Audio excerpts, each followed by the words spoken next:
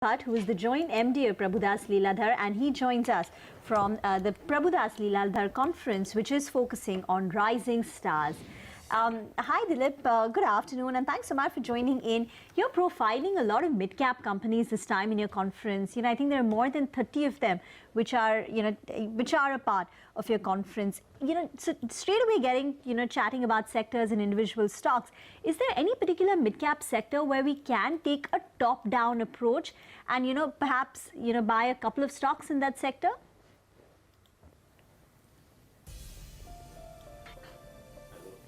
Well, just to put things a little in perspective, I think we have got almost about 31 companies in the mid-cap space.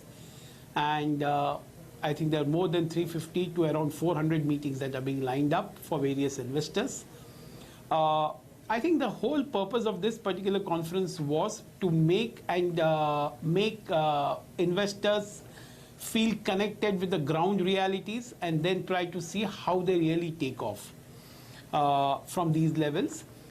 And coming back to your question in particular, I think if one were to say mid-cap itself is a sector. In a way, it becomes a little sector agnostic.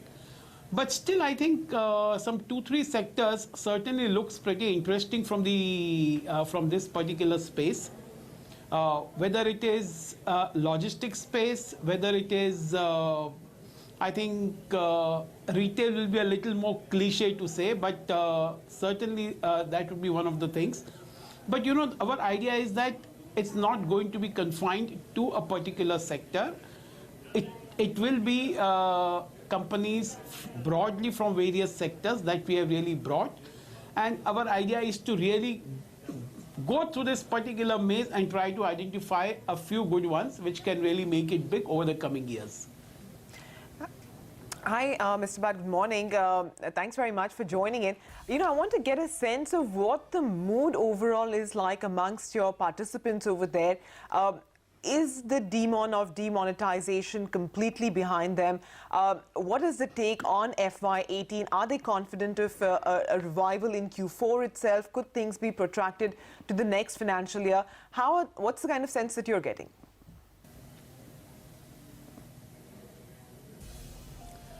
Well, the conference has just begun with a few companies, but the initial sense that we are getting at the moment is, yes, I think FY17-18 looks very promising for a lot of these companies out over here. I think demonetization is really a thing of the past. Possibly people are looking forward, and people have, even navigated through these kind of situations at the moment.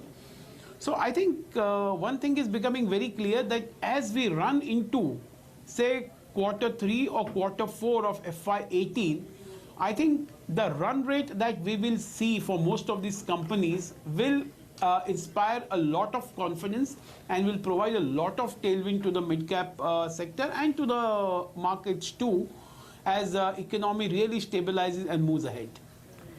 As a house, what is the advice that you're giving to the investors on the broader markets, the big market call itself at the index level? We've seen a spectacular run-up, but is it time to book profits, or do you see higher levels from here on?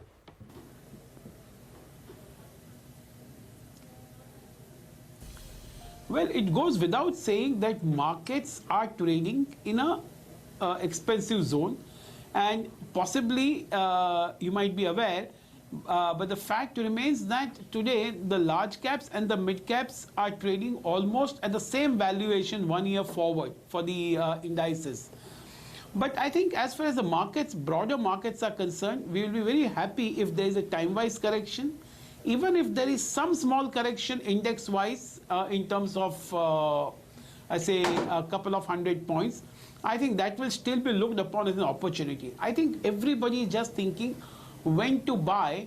This is what I think is prominent, topmost in the minds of the investors and also on the radar. So it's not a question of whether to sell, but it's a question of when to buy. Because if we have to invest, there is no doubt that the investment has to be over a time frame of 18 to 24 months, because currently the valuations being what it is. So as the earnings catch up, they will really make a lot of companies look much more reasonable in terms of valuation. I was seeing your mid-cap picks, and you had also spoken about logistics earlier. You have VRL Logistics as one of your top mid-cap picks. With the GST finally now, seeing the light of day, what are the other stocks, perhaps apart from logistics, that you'll be looking at?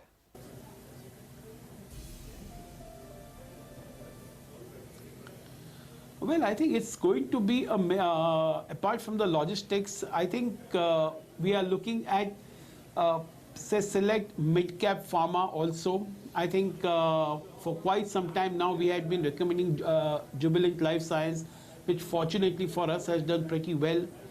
I think there is something like Rallis, which also looks pretty interesting. I think that's a company which has really underperformed over last 1.5 years.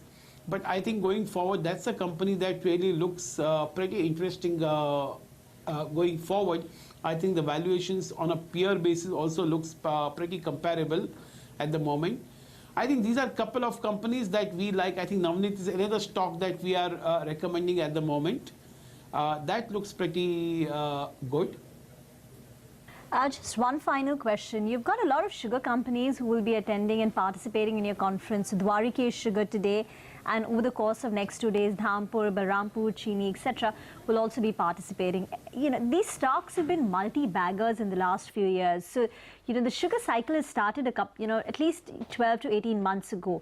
What's the early sense that you're getting? Is that upturn going to continue for sugar stocks and companies?